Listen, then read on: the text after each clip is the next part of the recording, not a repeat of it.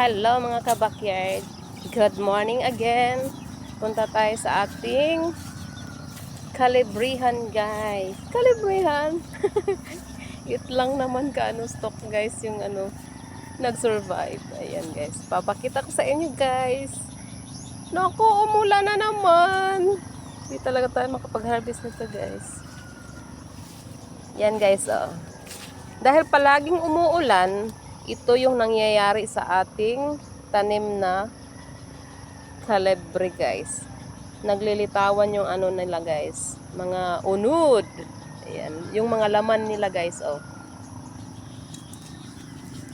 Guys oh, sabi ko sa inyo, naglilitawan yung mga laman niya. Ayan oh. Ito guys, kung nakabaon pa sana ito guys, dapat lumaki pa ito siya. Lalaki pa ito. Ayan yung iba guys oh. Lumilitaw sila dahil palaging umuulan. Ayan. Yan yung iba. Mayroon pa dito guys.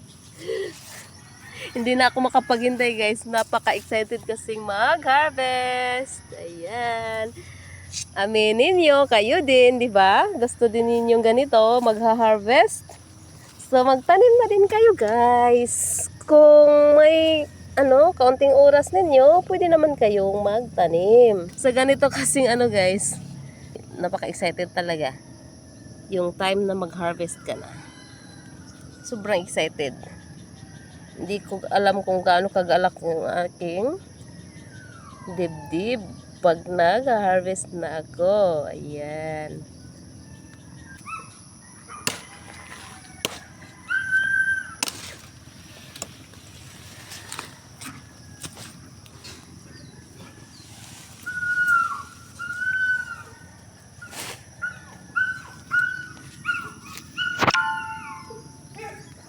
Naku.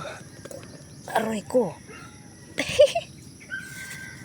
Alam niyo mga kabakyard, nahihirapan ako sa pagbunot ng ating kalebre or kamuting kahoy. Kasi may mali kasi ako dito guys. Dapat pala mga kabakyard, kung magtanim tayo nito ay pahiga. Yan. So yan yung nangyayari ngayon. Nahihirapan ako sa pagbunot dahil nakatayo siya. Ayun yung ating leksyon na nagkukuha dito guys. So sa susunod nating pagtatanim mga kabakyard, dahil yung mga stock nito ngayon ay ating gagamitin ito para itanim ulit. So yan, sa susunod nating pagtanim ay dapat ihiga na talaga natin para hindi tayo mahirapan sa pag-harvest.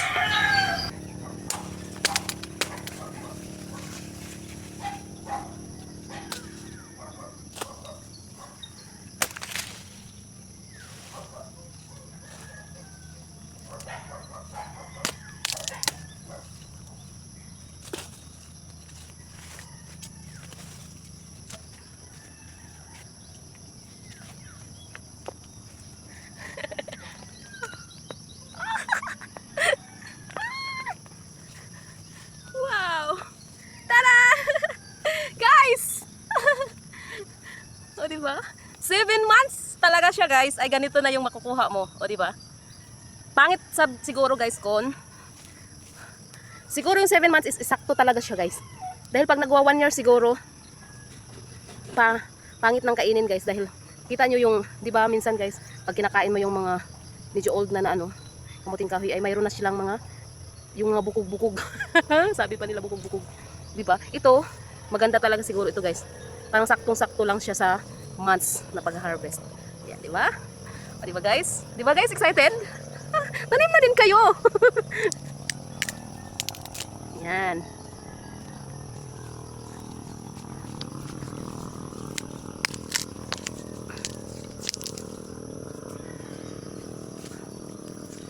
Ngayon guys, dahil marami na akong maitatanim, dahil yung mga stocks nito guys, ay tanim natin ulit.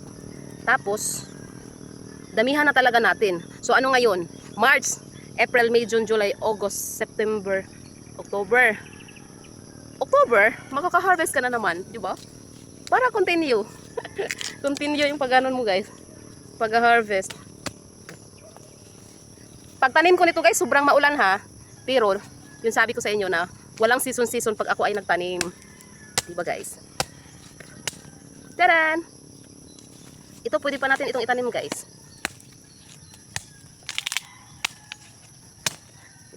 Ganito kataas guys, oh, yung itatanim natin. Mag-separate ako ng video guys sa pagtatanim ko ulit nito. So ayan. Ganun ka-excited guys pag nagha-harvest.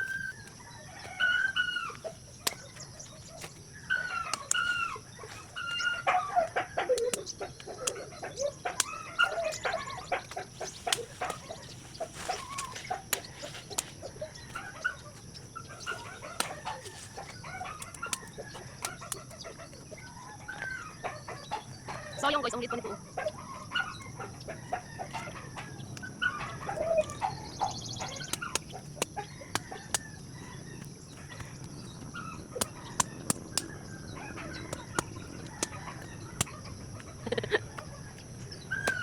Itatanim pa natin ito guys.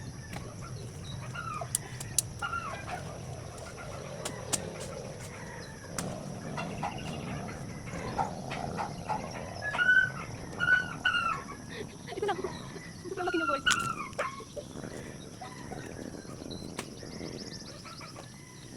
Oh, ang laki pero. Mataas siya guys, pero maliit lang ano niya guys. Sayang. Ilang yan. Ouch. Step.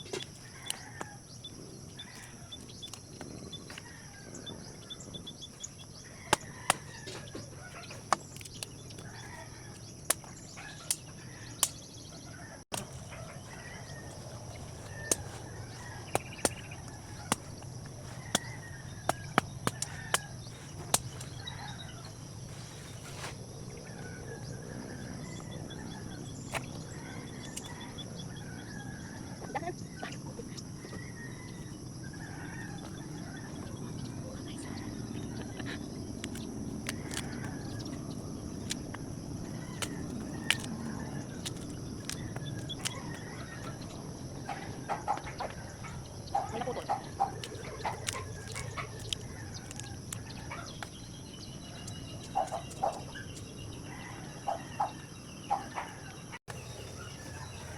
Ang palatandaan guys, pag namunga na ay pag may laman na yung ano ninyo, kamuting kahoy, pag nagpa-flower na sila guys, oh, ganyan oh.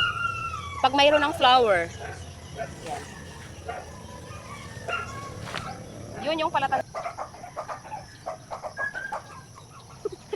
Ang laki guys, oh. Oh, ang laki guys.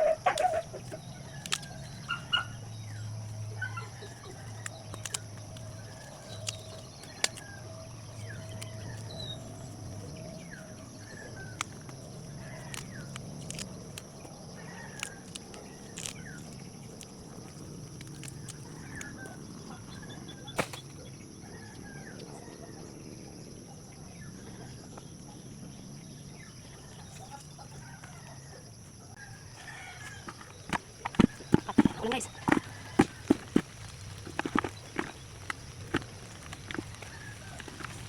Ulan na guys. Nako, di maigo. Yan